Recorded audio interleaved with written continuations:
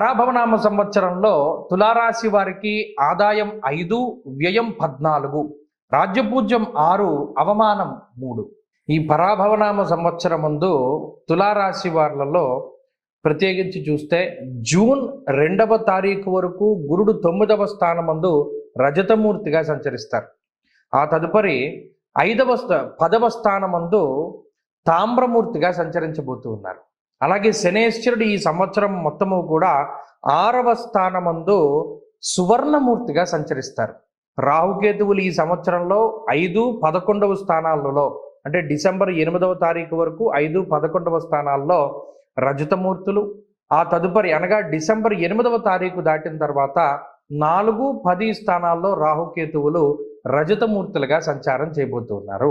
ఇక్కడ ఒక విషయాన్ని మనం గమనిస్తే ఈ సంవత్సరంలో గురుని యొక్క బలం తగ్గుతూ ఉన్నది.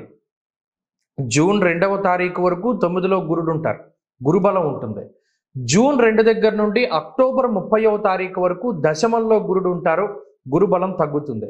మరలా అక్టోబర్ 30వ తారీఖు దగ్గర నుండి లాభస్థానంలోకి గురుడు వెళ్ళడం ద్వారా మళ్ళీ ఈ రాశి వారు గురుబలాన్ని పొందుతారు. మళ్ళీ ఏమవుతుంది, కొంతకాలం నెల 2 నెలలు పోయాక గురుడు మళ్ళా దశమంలోకి వెళ్ళిపోయి అక్కడే ఉండిపోతారు.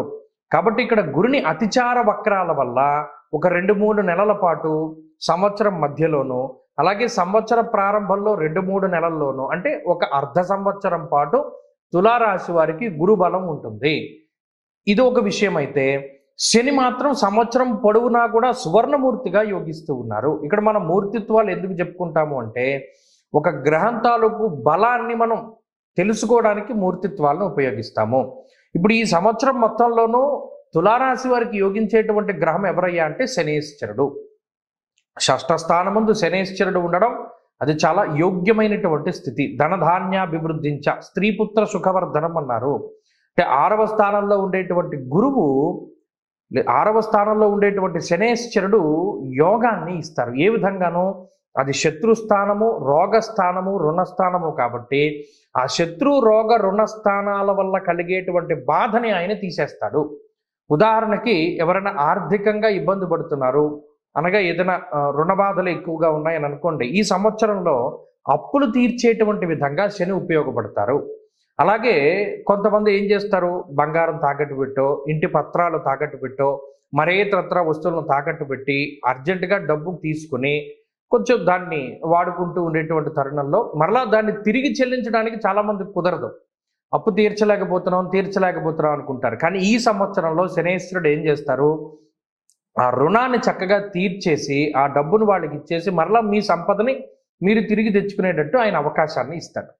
తర్వాత ఇంకో విషయము, ఆరోగ్యాన్ని ప్రసాదిస్తాడు.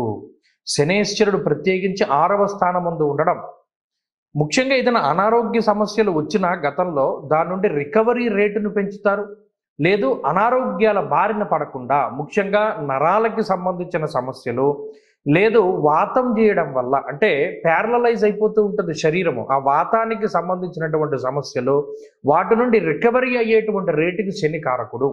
కాబట్టి ఆ శరీర ఆరోగ్యాన్ని ఇస్తారు, రుణ బాధల్ని తగ్గించి వేస్తారు, శత్రువుల పైన విజయాన్ని సాధించేలా చేస్తారు. ఇవి శనేశ్వరుడు వల్ల కలిగేటువంటి యోగ్యమైన ఫలితాలు. ఇక్కడ ఇంకో విషయం ఏంటి అంటే పంచమంలో ఉండేటువంటి రాహు అంత ఉపయోగకారి కాదు, అలానే అంత అపకారం చేసే గ్రహం కూడా కాదు, మధ్యస్థమైనటువంటి గ్రహం. కానీ డిసెంబర్ దగ్గర నుండి డిసెంబర్ 8వ తారీఖు నుండి అర్ధాష్టమ రాహువుగా ఆయన ఫలితాన్ని ఇస్తారు. అర్ధాష్టమ రాహు ఏం చేస్తారు, కుటుంబపరమైనటువంటి విషయాలపైన ప్రభావాన్ని చూపిస్తారు.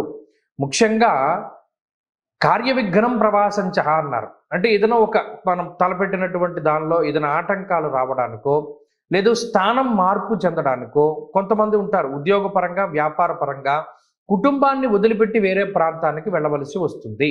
అటువంటి విషయాలకి కూడా రాహువు కారణమవుతారు. అంటే ఏదైనా అనుకోని విధంగా వేరే ప్రాంతాల్లో ఉద్యోగం చేయవలసి రావడము, కుటుంబం ఒక చోట, ఈ తులారాశి వారు వేరే చోట ఉండడం వల్ల కొంచెం కమ్యూనికేషన్ గ్యాప్ లేకపోతే కుటుంబానికి దూరంగా ఉండవలసినటువంటి పరిస్థితుల్లో ఈ రాశి వారిలో ఉంటాయి. అలాగే ధాన్యనాశ, ధనచ్ఛేదం, వృధా సంచరణం భయం, కొన్ని సందర్భాల్లో వృధాగా కూడా ప్రయాణించవలసి వస్తుంది. ఇక్కడ గమనించండి, అటు గురుడు వల్ల కానీ రాహు వల్ల కానీ ప్రయాణము అనేటువంటిది ప్రధానంగా చెప్పాడు. కానీ గురుడు వల్ల ఏం చెప్పారు, వృధా ప్రయాణము అని చెప్పారు. రాహు వల్ల కార్య విఘ్న అని చెప్పారు. కాబట్టి ఇక్కడ తులారాశి వారు గుర్తుపెట్టుకోవాల్సింది ఏంటి అంటే, ఏదైనా ఒక ముఖ్యమైనటువంటి పని మీద సుదూర ప్రాంతాలకి ప్రయాణించేటువంటి వారు 1-2 సార్లు మనం ఏ పని కోసం వెళుతున్నాం, ఆ పనికి సంబంధించినటువంటివి మన దగ్గర ఉన్నాయా లేదా, ఏదో ఒక డాక్యుమెంట్ పని మీద వెళ్తారు, అది ఇంటి దగ్గరే మర్చిపోయి వెళ్ళిపోతారు. దానివల్ల అటు వెళ్ళినటువంటి ప్రయాణము, టైము, డబ్బు అంతా వృధాగా పోతుంది, వెళ్ళిన పని అవ్వదు. అందుకని మనం వెళ్ళేటప్పుడే తులారాశి వారు ఏం చేయాలి అంటే, అన్నీ మనం పట్టుకెళ్తున్నామా లేదా, ఈ ప్రయాణానికి కావాల్సినవన్నీ సమకూర్చుకున్నామా లేదా, అన్నీ మన దగ్గర ఉన్నాయా లేదా 1-2 సార్లు చెక్ చేసుకోవాలి. అలాగే ఈ సంవత్సరంలో లాంగ్ టర్మ్ కోచింగ్లు అనేటువంటివి మంచివి కాదు తులారాశి వారికి. అంటే ఎవరైనా కొంచెం లాంగ్ టర్మ్ కోచింగ్ తీసుకుందాం అనేటువంటి ఆలోచన ఉంటే 1-2 సార్లు ఆలోచన చేయాలి. ఎందుకంటే ఇక్కడ దశమంలో గురుడు, చతుర్థమందు రాహువు, ఈ గురు రాహువుల యొక్క సమసప్తక స్థితి చదువు రీత్యా అంత రాణించేటువంటి పరిస్థితులు ఉండవు. పోటీ పరీక్షల్లో వాటిల్లోనూ జాతకంలో దశాంతర దశలు బాగుంటేనే తప్పితే ఈ గోచార రీత్యా ఉండేటువంటి పరిస్థితులు అయితే అంత ఇదిగా లేవు. ఈ విషయాన్ని కూడా తులారాశి వారు దృష్టిలో పెట్టుకోవాలి. ఇక ఉద్యోగ సంబంధమైనటువంటి విషయాలు మధ్యస్థంగానే గోచరిస్తూ ఉన్నాయి.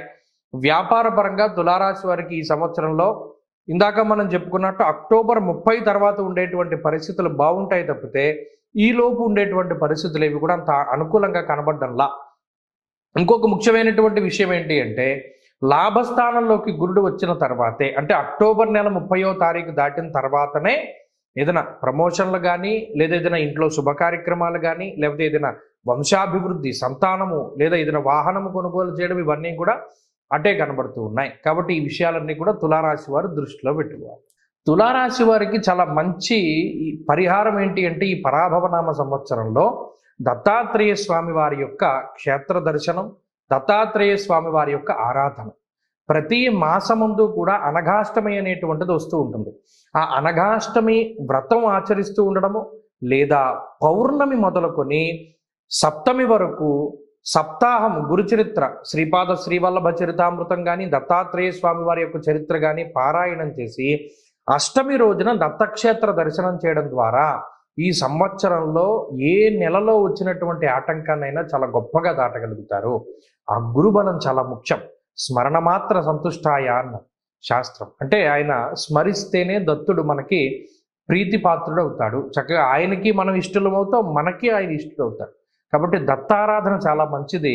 ఈ సంవత్సరం మొత్తం మీద గురుబలాన్ని పెంచుకోవడానికే ఈ రాశి వారు ప్రయత్నం చేయాలి.